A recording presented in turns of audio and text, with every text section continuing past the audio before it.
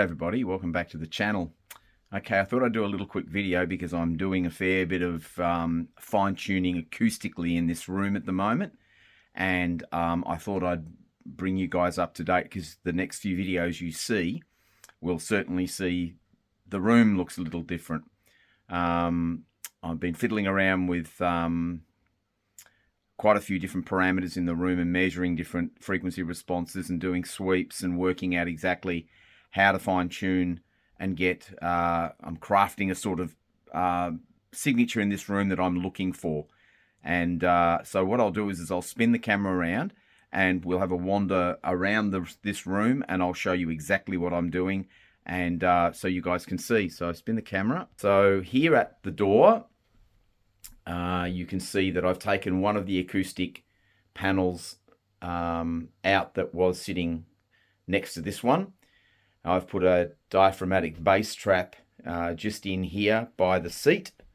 As you can see, there is the big trap, bass trap in the very corner, and that other panel that was sitting over on the wall beside is now directly in behind. So it's creating what essentially is some absorption and quite a lot of low frequency trapping in this back corner.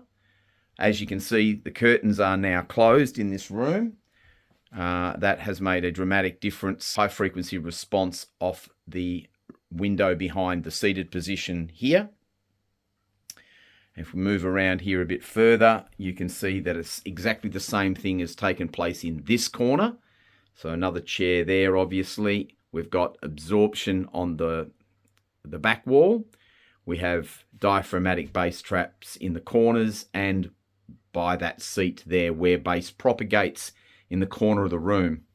So again, slightly different. First points of reflection from the tweeter now are covered by the one absorber. And we've got one in front of what was an old heater.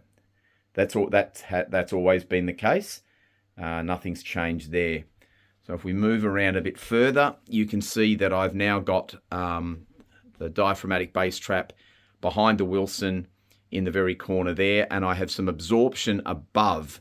Now there is some space behind that absorber that goes literally right up to the roof, and that is also seems to have made a huge difference to the bass response in this room. I've been meaning to do this for quite a while now, and in the end I've just bitten the bullet and thought, right, I've got a couple of days where I can think about things and measure responses in the room, and this is what I've come up with.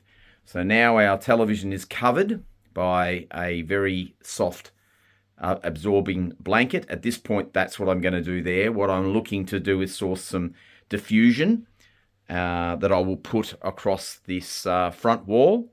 I have acoustic diffusion absorption around, but I have minimized that to a point. I might zoom out here a little bit so it makes it a bit easier to see. So yeah, you can see now that there's a little less of that, but I've made room for the absorption panels to go in the corner.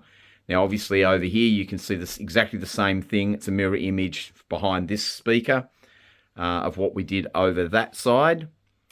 And that's essentially what's happened here in the room.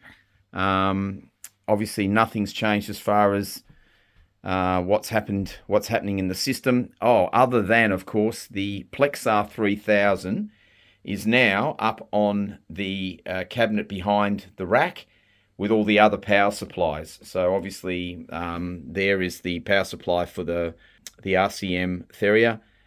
We've got the Plexar 3000 there, and we've got the S-Booster Mark II power supply for the ether region switch. Obviously, we've got a secret little component underneath the preamp there, which I can't show you or talk to you about at this stage. And nothing else has really changed in that area. That is essentially how the room looks, and the frequency response and the RT response in this room has dramatically improved by doing this. I figured it would have, but it just needed some time to actually do this. And now that I have done it, and just essentially by rearranging the panels that were always in this room. There's actually nothing new in this room. Nothing has actually been placed with anything new. As essentially it's the same panels but just in a different configuration, and that has changed things quite a bit in this room. So I'm not sure whether you'll actually hear this through YouTube. But I can assure you there is some really big improvements acoustically in this room now.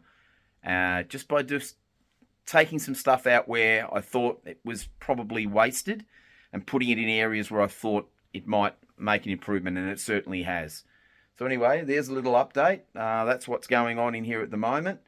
I'm flat out testing this secret component I've got underneath that black cloth.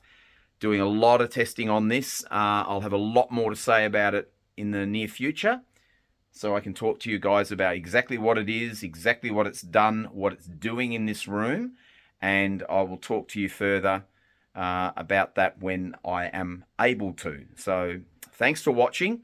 Please don't forget to like the video if you're enjoying this kind of stuff, and if you haven't subscribed to the channel, all I can ask you to do is consider doing that. It will help the channel grow. And that's what we're all trying to do here, is bring more of this sort of content out into YouTube and show you guys exactly what's going on in my journey in audio. So hang around. There's more to come really soon. Thanks for watching. See you soon.